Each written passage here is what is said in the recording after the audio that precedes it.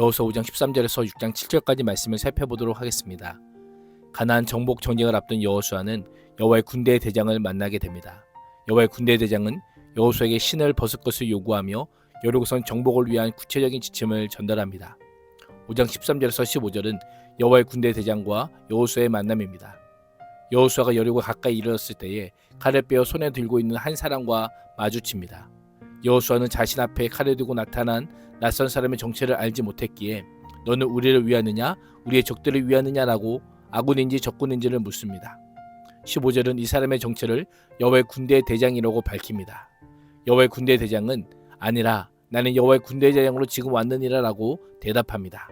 이스라엘이나 가나안인이 아닌 여호와의 편이라고 말하고 있습니다. 하나님께서 여호수아에게 내가 너와 함께 하겠다고 하신 그 약속을 이루기 위해 여리고의 전쟁이 하나님의 전쟁이 되게 하기 위해 여호와 하나님께서 보내신 군대의 장관인 것입니다. 이러한 대답은 여호수아와 이스라엘 백성이 여호와를 자신의 편으로 만들고자 하는 잘못된 시도를 경고합니다. 여호와는 어느 민족을 일방적으로 편드는 민족주의적인 신이 아닙니다. 이스라엘도 하나님의 뜻을 거스르면 하나님의 대적이 될 수 있음을 암시합니다. 여호와의 군대 대장의 답변에 여호수아는 얼굴을 땅에 대고 엎드려 절합니다. 얼굴을 땅에 대고 엎드리는 행동은 구약 성경에서 경배 또는 예배의 자세입니다.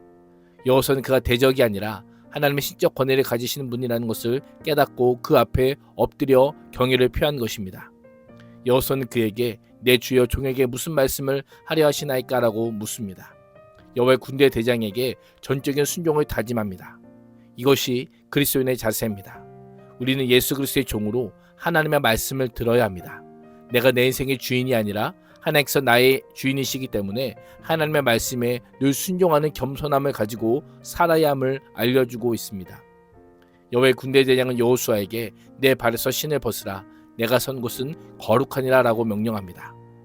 당시 신발은 발바닥만 보호할 정도의 가죽에 끈을 달아 발등이나 발목을 묶는 오늘날의 샌들 모양이었습니다. 그래서 발은 가장 더러워지기 쉬운 부분이었습니다. 발은 사람의 죄를 상징할 뿐 아니라 신을 벗는다는 것은 먼지투성의 발의 수치를 드러내는 것으로 하나님의 거룩한 임재 앞에서 자신의 수치스러운 죄악을 드러내는 것입니다. 이를 통해 거룩하신 하나님 앞에서 부정을 제거할 것을 요청하고 있는 것입니다. 또한 고대 근동의 배경에서 볼 때 신발을 벗는 것은 자기 주권의 포기를 의미합니다. 당시 종들은 신발을 신지 않고 일을 했습니다. 신발을 벗으라는 명령은 여호와의 종으로서 여호수아의 정체성을 상기시킵니다. 여호수아는 이스라엘 민족적 지도자이기 전에 여호와의 종으로서 전쟁에 임하여 군대 대장이신 하나님의 명령에 순종하는 것이 그의 본분임을 지적하고 있는 것입니다. 그렇습니다. 여호수아와 이스라엘에게 요구되는 것은 오직 하나 순종뿐입니다.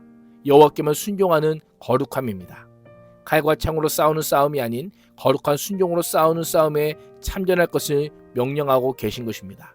하나님께서는 본격적인 가나안 전쟁을 시작하기 전에 여호수아로 하여금 영적인 체험을 통해 거룩한 용사가 되신 하나님께서 가나안 정복 전쟁을 앞둔 이스라엘 백성들과 친히 함께 싸우시며 가나안 정복 전쟁의 주체가 되실 것임을 선포하고 있는 것입니다.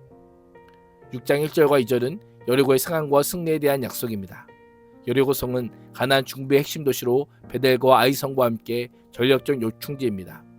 여호수아가 요단강을 건너 여리고성을 1차적인 공격 대상으로 삼은 것은 가나안 중부를 먼저 공략하여 북부와 남부를 분열시키는 것이 전력상 유리하였기 때문일 수 있습니다.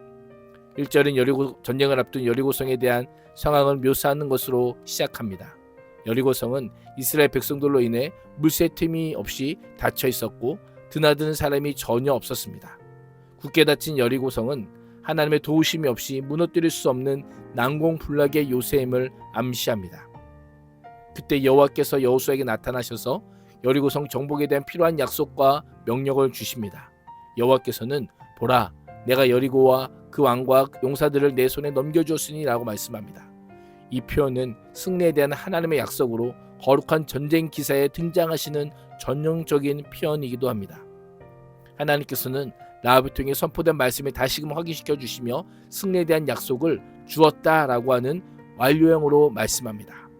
예언서에 자주 등장하는 예언자적 완료의 표현으로 하나님의 약속은 반드시 성취된다는 확실성을 다시 한번 보여주고 계십니다.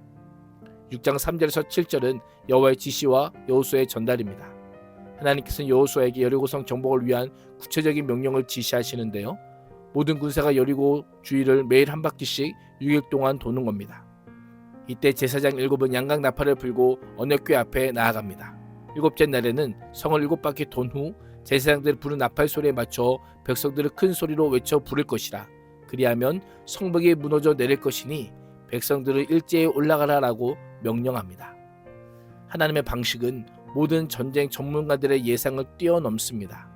굳게 닫힌 여리고, 두꺼운 이중 성벽으로 축조된 매우 견고한 난공불락의 성을 공략하는 전술이라고 하기에는 인간적인 눈으로 볼 때 매우 미련하고 어리석은 방법으로 보입니다. 어느 누구도 신뢰하기 어려운 전술입니다. 이스라엘은 시작부터가 그랬습니다. 출애굽도, 광야도, 요단 동편의 땅 정복도 동일했습니다. 상식적이고 합리적인 것이 하나도 없었습니다. 이스라엘 백성들이 노력하면 할 수 있는 일이 없었던 것입니다. 모든 일이 하나님만이 하실 수 있는 유일한 것이었습니다. 구약 성경에서 나팔을 부는 것은 하나님의 임재를 상징합니다. 제사장이 부는 양각 나팔은 양의 뿔로 만든 것으로 주로 축제나 종교 의식, 신호용으로 사용되었습니다. 이를 통해 하나님께서는 철저하게 이스라엘 백성들이 하나님의 명령의 절대성을 신뢰할 것을 요구하시며 하나님께서 행하신 일을 기념하고 찬양할 것을 알려주십니다. 거룩한 전쟁에 하나님께서 친히 임재하시고 하나님의 언약 백성 이스라엘은 하나님께서 행하신 일을 눈으로 목도하고 그 선하심과 인자하심을 높이고 감사하는 예배를 드리면 되는 것이었습니다. 이스라엘 백성들이 하는 일은 가만히 서서 여호와께서 하신 일을 선포하고 찬양하는 것입니다.